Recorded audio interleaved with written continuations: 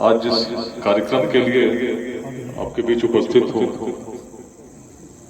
उसका नाम है नमस्ते बिहार। नमस्ते बिहार 1 दिसंबर को सासाराम के फजलगंज स्टेडियम में हम लोग आयोजित करने जा रहे हैं, जिसका उद्देश्य है कि जिस अभियान में आज बिहार के सभी अलग अलग क्षेत्रों के लोगों को हम लोग जोड़ने का प्रयास कर रहे हैं ताकि बिहार का भविष्य उज्जवल, उसके संदेश को व्यापकता के साथ हर व्यक्ति तक हम पहुंचा सकें। तिलौथू से मेरा आत्मीय जुड़ाव रहा है और जिस समय रोहतास में पुलिस अधीक्षक के रूप में मैंने योगदान दिया था वर्ष 2008 के अगस्त महीने में, उसके तुरंत बाद कुछ घटनाएं घटी पहाड़ी पर, मुझ पर भी गोलियां चली और एक समय ऑपरेशन विध्वंस भी चला, जिसमें कि हम लोग पहाड़ के हर क्षेत्र में घूमते रहे, हर गांव से संवाद भी स्थापित उस क्रम में होता रहा और एक मन में भाव जगा कि केवल यदि शस्त्रों के साथ इस समस्या को नियंत्रित करने का प्रयास होगा तो कभी नियंत्रित नहीं हो सकेगी। इससे पहले भी बगहा में मेरी पोस्टिंग रही थी और बगहा की समस्या बड़ी जटिल थी। अंग्रेजों ने यूनिवर्सिटी ऑफ क्राइम लिखा था, पत्रकार मिनी चंबल कहते थे। पुलिस के बड़े ऑपरेशन चले थे, व्हाइट पैंथर, ब्लैक पैंथर, जिसमें कुछ डकैत पकड़े जाते, लेकिन समस्या जस की तस थी। अनेक अपहरण होते थे प्रतिवर्ष और पुलिस एक प्रकार से हार मान चुकी थी कि समस्या में परिवर्तन होने वाला नहीं है और सब लोग यथास्थिति को जब मान चुके थे तो लोग भी कहते थे कि महर्षि वाल्मीकि की भूमि है, याद कीजिए वाल्मीकि इससे पहले क्या था। और इसी भाव के साथ जब बगहा में मेरी पोस्टिंग हुई तो मेरे मन में तो इच्छा थी कि बदलना है, लेकिन लोग कहते थे कि बदलने वाला नहीं। और तब संवाद के माध्यम से अनेक और भी प्रयास हुए। पहला प्रयास हुआ गन्ना कटा, आर्थिक रीढ़ पर डकैतों के हमला किया गया।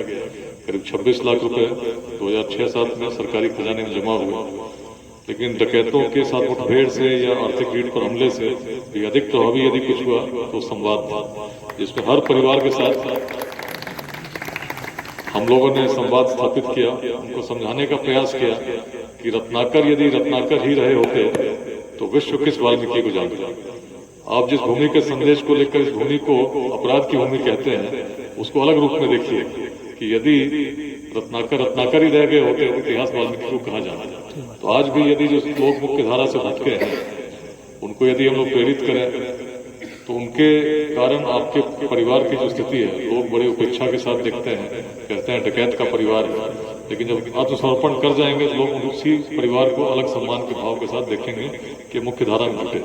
तो इस भाव के साथ जब लोगों से बातें होने लगी तो हमें भी इस बात का अनुमान नहीं था कि इतनी शीघ्रता के साथ 26 गिरोह सरेंडर कर जाएंगे, परंतु ऐसा संभव हुआ और केवल एक वर्ष में जो सालों से व्यवस्था चल रही थी, 100-150 किडनैपिंग प्रति वर्ष होती थी, संख्या 0 पर आ गई।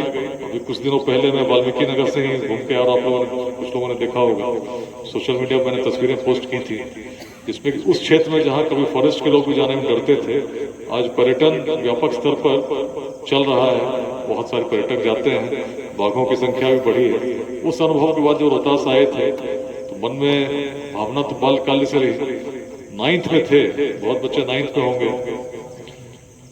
भोपाल में पिताजी की पोस्टिंग हुई थी और बच्चों ने तब बिहारी बोल के चिढ़ाया था। उसी समय मन में बड़ी पीड़ा हुई थी कि बिहारी शब्द अपमान का सूचक कैसे हो गया। उससे कुछ दिन पहले नालंदा जाना हुआ था, नालंदा में गाइड ने बताया था कि विश्व भर से लोग आते थे। उसके बाद जब भोपाल में मैंने देखा कि बिहारी शब्द अपमान के सूचक के रूप में, गाली के रूप में उसका प्रयोग किया जाता है, तो जब मन में बहुत पीड़ा हुई तभी मैंने एक संकल्प लिया था कि यदि अपने जीवन काल में बिहारी शब्द को पुनः सम्मान के प्रतीक को स्थापित करने में मेरा कोई योगदान हो, तभी अपने जीवन को सार्थक मानूंगा। यात्रा लंबी चलती रही, IIT पहुंचे, उससे पहले पेपर लीक हुआ, IIT पहुंचे, उसके बाद घर जाने में समस्या हुई, कहा गया बेगूसराय में पकड़ के शादी होती है, लेकिन संकल्प सुदृढ़ होता गया। और इसीलिए जब नौकरी मेरी जर्मनी में लगी, मल्टीनेशनल कंपनी में लगी, मन नहीं माना। मन कहता था कि बिहार के लिए यदि योगदान करना चाहते हो तो कुछ ऐसा करना होगा इसमें कम समय में ही आप प्रभावी तरीके से समाज में योगदान कर सकते हो। और तभी सिविल सर्विसेज की ओर मेरा ध्यान आकृष्ट हुआ। बगहा आए थे, लोग कहते थे बदलेगा नहीं, लेकिन लेकिन तब भी परिवर्तन के लिए हर संभव जब मैंने प्रयास किया तो बगहा बदल गया। उसके बाद रोहतास आया था। रोहतास की स्थिति बड़ी विषम थी। इसी तिलौथों के आसपास में उग्रवादी घूमा करते थे। मेरे कार्यकाल में यहाँ तिलौथों का नया थाना बन रहा था, उसको भी विस्फोट करके उग्रवादियों ने उड़ा दिया था। मुझ पर गोलियां चली थी, सब कुछ हुआ था, लेकिन बहुत स्पष्टता के साथ बगहा में भी देख चुका था जो समस्या संवाद से हल हो सकती है, किसी अन्य तरीके से नहीं हो सकती। और इसीलिए पूरे पहाड़ी पर लोगों को जोड़ने का हम लोगों ने प्रयास किया, ऐसे लोगों को जो मुख्य धारा से भटक चुके थे। उसमें तिलौथों की भूमिका बड़ी महत्वपूर्ण रही। पहला कार्यक्रम हम लोगों ने रोहतास में किया। रोहतासगढ़ के नीचे लोगों को बुलाया। इसमें तिलौथों से लेकर नौहट्टा तक के सभी जनप्रतिनिधियों को हम लोगों ने आमंत्रित किया था। सोन महोत्सव नाम से एक अभियान का प्रारंभ किया गया कि रोहतासगढ़ की गरिमा को पुनः स्थापित करेंगे और रोहतासगढ़ को पुनः एक पर्यटक स्थल के रूप में विकसित करेंगे। यही उसका उद्देश्य उस समय बताया गया था। और उसके साथ पहला कार्यक्रम नौहट्टा में हुआ, जहां से अभी आ रहा हूं, और दूसरा कार्यक्रम 10 जनवरी 2009 को 2 दिवसीय रखा गया था तिलौथों में, 10 और 11। और तिलौथों में सभी का सहयोग इस रूप में मिला कि बड़े ऐतिहासिक आयोजन हुए। मेरे YouTube चैनल पर पहला वीडियो जो है तिलौथों का ही है, जिसमें हम लोग सोन महोत्सव सोन किनारे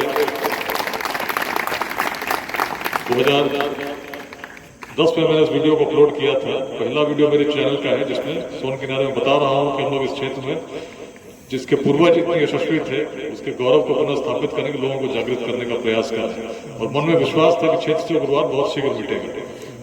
ऐतिहासिक वीडियो आप देख सकते हैं। उसके बाद जो प्रयास हुआ इस रूप में उसने आकार ग्रहण करना शुरू किया कि लोग जागरूक हुए। हर आदिवासी के मन में भी एक प्रकार का भाव जागृत करने में सफल हुए, जिसमें उनको लगने लगा कि उग्रवादियों के कारण हमारे क्षेत्र में जो संघर्ष चल रहा है इससे हमारा विकास अवरुद्ध हो रहा है। और तब जो हम लोगों ने नहीं कहा, लोगों ने खुद उस रूप में विरोध करना प्रारंभ कर दिया। हर गतिविधि की जानकारी पुलिस को मिलने लगी और धीरे धीरे ऐसा दबाव उग्रवादियों पर बना कि उनको भी आत्मसमर्पण करना पड़ा, जिसकी कल्पना लोग कभी नहीं कर सकते थे। कितने शीघ्रता के साथ परिवर्तन होगा उसको रोहतास ने साकार होते देखा है। तब जब संवाद से लोग जुड़े और लोगों ने मिलकर एक निस्वार्थ भाव के साथ क्षेत्र के लिए प्रयास किया। यदि रोहतास में परिवर्तन आया तो पुलिस की वजह से नहीं आया, पुलिस तो एक माध्यम बनी, लेकिन आया इसलिए चूंकि उसमें GM अंसारी जी जैसे लोग, राउतार जी जैसे लोग, अनेक लोग, महेंद्र ओझा जी जैसे लोग, सब लोगों ने अपना समय दिया। महेंद्र ओझा जी भी नौहट्टा तक गए, सब हर कार्यक्रम में सम्मिलित रहे। जितने लोग उस समय जुड़े, सत्या जी भी तब से जुड़े रहे। सभी लोगों के सहयोग के कारण ही एक बड़ा परिवर्तन साकार हो सका। 2 बड़े बड़े परिवर्तनों को अपने जीवन काल में मैंने देखा है। बगहा को देखा, रोहतास को देखा, और उसके बाद जहां भी रहा इस विश्वास के साथ मैंने देखा कि बिहार जो बाल्यकाल से मैं बदलते देखना चाहता हूँ तभी बदल सकता है जब संवाद के साथ हम लोगों को जोड़ें। और बिहार की सबसे बड़ी यदि चुनौती हम देखेंगे तो बिहार की जनसंख्या है। आज लगभग 14 करोड़ बिहार की जनसंख्या में 9 करोड़ की संख्या युवाओं की है, जिनकी उम्र 30 साल से कम है। ऐसे में यदि बिहार को विकसित बिहार बनाना चाहते हैं, पूरे भारत का लक्ष्य है कि 2047 तक भारत विकसित हो, लेकिन बिहार की जो आज वर्तमान स्थिति है, एक छोटे से रोजगार के लिए, शिक्षा के लिए हम लोग बिहार से बाहर जाने के लिए विवश हो जाते हैं। यदि हम अच्छी तरह से पढ़ लिख के सक्षम हो जाते हैं तो हमें यहाँ अवसर नहीं मिलते, और यदि हम नहीं होते हैं तो भी यहाँ अवसर नहीं मिलते। हर दुविधा में पलायन एक मजबूरी हो गई है। और यदि हम चाहते हैं कि भारत विकसित हो, सबसे पहले हमें बिहार को विकसित करना होगा और 2047 तक एक ऐसे विकसित बिहार का निर्माण करना होगा जिसमें शिक्षा के लिए, रोजगार के लिए और स्वास्थ्य के लिए किसी व्यक्ति को बाहर जाने की आवश्यकता नहीं है। अब आप सोचेंगे कि ऐसा बिहार बनेगा कैसे? यदि वर्तमान बिहार को हम देखें तो वर्तमान बिहार में यदि कोई राजनीतिक दल, आप किसी का भी नाम ले लीजिए, जो हैं, जो आना चाहते हैं, यदि आप उनकी दृष्टि को देखेंगे तो एक चीज बड़ी स्पष्टता के साथ दिखेगी कि हर दल की एक ही लक्ष्य सबसे महत्वपूर्ण है, वो है कि अगला चुनाव हम कैसे जीते। अगला चुनाव जीतने की समाज की जो स्थिति है, खंडों में बटा हुआ समाज है, जाति के नाम पर हम बटे हुए हैं, संप्रदाय के नाम पर बटे हैं, विचारधाराओं के मतभेद के नाम पर बटे हैं। उस समाज में जब राजनीतिक दलों का हस्तक्षेप होता है तो चाहते हैं किस प्रकार से वैसे समीकरण के हिसाब से उम्मीदवार चुने जाए। उम्मीदवार योग्य है या नहीं, बिहार के प्रति उनकी दृष्टि है या नहीं, मायने नहीं रखता, लेकिन उम्मीदवार जीत सकते हैं या नहीं, उस समाज में जिसका समीकरण क्या है, यह मुख्य निर्धारण का बिंदु होता है। ऐसी परिस्थिति में यदि हम 2047 तक विकसित बिहार चाहेंगे तो निश्चित है कि राजनीति में यदि कोई अच्छे लोग आए, कुछ ईमानदार लोग आए, तो सकारात्मक परिवर्तन होगा। लेकिन बिहार में यदि बड़ी संख्या में अच्छे लोग राजनीति में आने का प्रयास भी करें, पहली बात तो ऐसे लोग आएंगे नहीं। दूसरी बात, यदि आने का प्रयास भी करेंगे, कुछ लोगों का आने से बहुत बड़ा फर्क तब तक नहीं पड़ेगा जब तक बड़े सामाजिक चेतना को हम लोग जागृत नहीं करते, सामाजिक रूप में समाज को हम लोग जोड़ते नहीं। क्योंकि प्राचीन काल में बिहार यदि अग्रणी था तो उसका कारण क्या था? जातियां तब भी थी, लेकिन ऐसा जातिवाद जिसमें आज हम संघर्ष करते हैं, अगर तब रहा होता तो मगध में किसी नंद वंश का उदय कभी नहीं होता। सबसे निम्न वर्ग के व्यक्ति हमारे बिहार में शासक बने, ये उदाहरण है बताने का कि हमारे पूर्वजों की दृष्टि क्या थी। यदि बिहार में उस प्रकार का जातिवाद रहा होता तो आचार्य चाणक्य भी चंद्रगुप्त की जाति खोजते। यदि उस प्रकार का जातिवाद रहा होता तो 7,707 गणराजाओं वाली वैशाली कभी स्थापित नहीं होती। जाति आधार नहीं था, केवल क्षेत्र में अलग अलग उस पूरे उत्तर बिहार के क्षेत्र में 7,707 गणराजाओं को लोग चुनकर भेजते थे बिना किसी जाति के उस क्षेत्र के आधार पर। और वैशाली के संख्यागार में प्रति वर्ष बिना माइक के सोचिए कैसे उतने लोग संबोधित होते होंगे। एक अलग भाव था बिहार में जाति को से ऊपर सोचने का, व्यक्ति को व्यक्ति से जोड़ने का। यही कारण था कि हम अफगानिस्तान के पार तक, हिमालय के उत्तर तक, दक्षिण में सागर तक, पूर्वोत्तर के पार तक उस अखंड भारत के साम्राज्य को इस भूमि से स्थापित कर सके।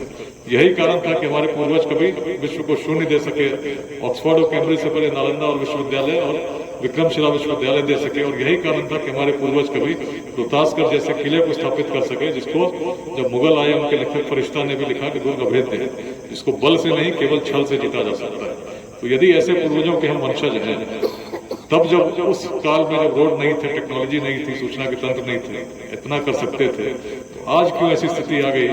एक छोटे से रोजगार का सृजन नहीं कर पाते अपने उन बिहार वासियों के लिए जिनको उसके लिए कहीं दूर जाना पड़ता है। तो इस अभियान का संदेश बड़ा स्पष्ट है, कोई राजनीतिक अभियान नहीं। राजनीतिक अभियानों का लक्ष्य होता है चुनाव जीतना। इस अभियान का लक्ष्य केवल और केवल एक है, अपने जीवन काल में बिहार को बदलते देखना और बिहार को उत्कर्ष को स्थापित करना, जो तभी संभव है जब समाज के हर वर्ग को हम जोड़ सकेंगे और हर भेद से ऊपर उठकर राष्ट्र के लिए उसको एक कर सकेंगे। और इसीलिए इस अभियान में हम लोग सभी को जोड़ने का जो प्रयास कर रहे हैं, और 1 लाख से अधिक पूरे बिहार में स्वेच्छा से लोग जुड़कर योगदान कर रहे हैं। अनेक निःशुल्क पाठशालाएं चल रही, जैसे सत्या जी हमारे यहाँ तिलौथों में चलाते हैं, जिसमें ऐसे वंचित लोगों को शिक्षा की ज्योति से हम लोग लाभान्वित करने का प्रयास कर रहे हैं। कोई भी एक व्यक्ति भी यदि शिक्षा की ज्योति से पिछड़ा रह गया तो सामूहिक रूप में बिहार विकसित नहीं हो सकता। तो हर व्यक्ति को आगे ले जाने का दायित्व हर उस सक्षम व्यक्ति पर है जो शिक्षित है, और इसके लिए हम सभी को मिलकर प्रयास करना होगा। एक बड़ा संदेश हम लोग यही देना चाहते हैं।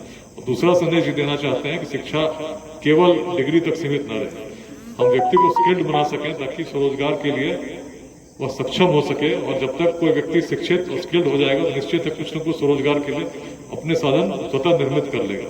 और बिहार को ऐसे व्यक्तियों की आवश्यकता है जो केवल रोजगार मांगने वाले नहीं हो, रोजगार देने वाले बने, और तभी हम बिहार में उस बेरोजगारी की समस्या को दूर कर सकेंगे। लेकिन ऐसे लोगों को स्थापित करने के लिए एक ऐसे अभियान की आवश्यकता है जिसमें ऐसे लोग जो सफल हैं, सक्षम हैं, उनका मार्गदर्शन कर सकें, उनका समय पर सहयोग कर सकें। इस अभियान में आज 10,000 से अधिक ऐसे सफल उद्यमी, ऐसे लोग जो बिहार में भी हैं, बिहार के बाहर हैं, मुंबई में है, बेंगलुरु में है, दिल्ली में है, न्यूयॉर्क में है, दुबई में है, ऐसे लोगों को हम लोगों ने जोड़ने का प्रयास किया है। तो आज 10,000 की संख्या है, जिसमें कि अपने जिलों से जुड़कर अपने जिले के युवाओं को आप मार्गदर्शन दें, ऐसा प्रस्ताव, ऐसा विचार उनके मन में हम लोग स्थापित करने का प्रयास कर रहे हैं। इसी का नतीजा है कि आज स्टार्टअप समिट्स के माध्यम से हम लोगों ने बहुत लोगों को जोड़ा भी है, और अलग अलग जिलों में कुछ स्टार्टअप्स आज प्रारंभ हो रहे हैं जिस अभियान की प्रेरणा से हो रहे हैं। उद्देश्य अभी वर्तमान में यह है कि 2028 तक बिहार की हर पंचायत में हम लोग इस प्रकार का अध्याय स्थापित करें और हर जिले में कम से कम 5 स्टार्टअप लगाएं जिसमें 100 लोगों को कम से कम रोजगार मिलता है। लेकिन बड़ा लक्ष्य यही है कि बिहार के हर पंचायत में इस प्रकार से अभियान चले कि स्टार्टअप्स की, उद्यमिता की क्रांति बिहार में आए और रोजगार की समस्या को हम मिलकर इस रूप में निवारण करें कि 2047 तक किसी व्यक्ति को बाहर जाने की आवश्यकता नहीं है। और ये तभी संभव है जब हर व्यक्ति इसको अपना अभियान मानकर बिहार को आगे बढ़ाने के लिए साथ जुड़े। जिस समय 9 जनवरी 2009 को 10 जनवरी को हम लोग यहाँ कार्यक्रम कर रहे थे, उस समय यदि किसी से पूछा जाता कि क्या तुम्हें विश्वास है कि रोहतास से उग्रवाद मिटेगा, तो अधिकांश लोग यही बोलते कि यहाँ से उग्रवाद नहीं मिट सकता है। बगल में झारखंड है, पलामू है, गढ़वा है, सब कारण गिनाते के ऊपर पहाड़ है, यहाँ पर तो कोई जा नहीं सकता है। लेकिन उस विपरीत परिस्थिति में पहला काम जो हम लोगों ने किया, सभी के सहयोग से रोहतासगढ़ किले पर तिरंगा लहराने का काम किया ताकि सभी के मन में ये भाव जगे कि क्षेत्र में परिवर्तन संभव है। दूसरा काम ये हम लोगों ने किया कि पहाड़ी पर जहाँ चुनाव नहीं होते थे, आजादी के बाद कई गांव पहली बार वहां मतदान कराने का काम किया, तब जब बीएसएफ की कंपनी पर हमला भी हुआ था। उद्देश्य बड़ा स्पष्ट था। मेरा व्यक्तिगत इसमें स्वार्थ क्या हो सकता था? मैं तो रोहतास का हूं भी नहीं, बेगूसराय का रहने वाला था। लेकिन जब तक बिहार का एक एक हिस्सा, एक एक क्षेत्र में परिवर्तन नहीं होगा, बिहार नहीं बदलेगा। और जब तक बिहार नहीं बदलेगा तो भारत कहां बदलने वाला है? तो हर व्यक्ति के ऊपर दायित्व है, याद रखना होगा कि हम ही थे जिन्होंने उस काल में पूरे अखंड भारत के साम्राज्य का नेतृत्व किया था, जब मार्ग ऐसे नहीं थे, सूचना के तंत्र ऐसे नहीं थे और ऐसी प्रौद्योगिकी नहीं थी। आज बड़ी प्रसन्नता हुई, तिलौती हाई स्कूल में उन्होंने बताया कि अंतरिक्ष यान का एक हाल में कार्यक्रम हुआ है और पहला स्पेस लैब इस तिलौतू के हाई स्कूल में खोला गया। तो बड़े सकारात्मक संकेत है भविष्य के बिहार के लिए। हमें प्रयास करना होगा कि बिहार के हर विद्यालय में इसी प्रकार से उन्नति हो, हर विद्यार्थी अपने विद्यार्थी जीवन में शिक्षा को प्राप्त करे और इसके हर पंचायत में इस प्रकार की जागरूकता लानी होगी। ये जो कार्यक्रम हम लोग 1 दिसंबर को करने जा रहे हैं, इसका उद्देश्य यही है कि इस बड़ी सहभागिता के साथ इस संदेश को कि बिहार केवल ऐसे लोगों का नहीं है जो जाति और संप्रदाय में बटे हुए हैं और जो सोचते हैं, बिहार ऐसे लोगों का भी है जो बिहार को बदलते देखना चाहते हैं और जाति संप्रदाय के बंधनों से मुक्त होकर बिहार के लिए सोचते हैं और योगदान करना चाहते हैं। यही बड़ा संदेश हम लोग उस दिन देंगे। और मैं तो हमेशा यही कहता हूँ, मानता हूँ कि समाज को नुकसान दुर्जनों के दुष्कृत्यों से उतना नहीं होता जितना सज्जनों की निष्क्रियता से होती है। तो अच्छे लोग जब जुड़ेंगे, और बिहार आज जिस स्थिति में है, जब तक अच्छे लोग इन सभी बंधनों से मुक्त होकर जुड़कर शिक्षा के विकास में, समतामूलक समाज के निर्माण में और उद्यमिता की क्रांति को लाने के लिए कार्य नहीं करेंगे तो भविष्य बहुत सुखद नहीं होगा। जिस स्थिति में आज बड़ी संख्या में पलायन होता है, यदि 9 करोड़ लोगों को अगले 2 दशकों में हमें रोजगार बिहार में देना है तो सभी को बढ़कर इसमें योगदान करना होगा। अपने सभी स्वार्थों से ऊपर उठकर थोड़ा सा अंशदान करना होगा, तभी हम बिहार को बदलेंगे। तो यदि आप मेरे साथ हैं, और मुझे तिलौतू में मुझे पूरा विश्वास है, इस भूमि से मैंने तब भी देखा था जब बड़ी परिवर्तन को लेकर मैं चला था, भरपूर सहयोग मिला था। आज भी मुझे पूरा विश्वास है कि उस दिन सासाराम में जब कार्यक्रम होगा, बड़ी संख्या में लोग तिलौतू से भी चलेंगे। तो आज मैं मुख्य रूप से आपको निमंत्रित करने आया हूँ, एक आह्वान करने आया हूँ कि जो संदेश हम लोग रोहतास की भूमि से दे सकते हैं, एक बड़ा संदेश इसलिए होगा कि एक परिवर्तन जिसको कभी लोग असंभव मानते थे, उसको हमने संभव होते देखा है। उसी प्रकार से बिहार की जब बात करते हैं तो हर व्यक्ति निराश प्रतीत होता है, कहता है कि बिहार में परिवर्तन नहीं हो सकता, केवल राजनीति होती है, केवल जातिवाद होता है, लोग बदलने वाले नहीं। उस बिहार में यदि हम जगे तो जैसे सम्राट अशोक के स्तंभ पर जो सोया हुआ सिंह है, केवल उसको जगाने की आवश्यकता है।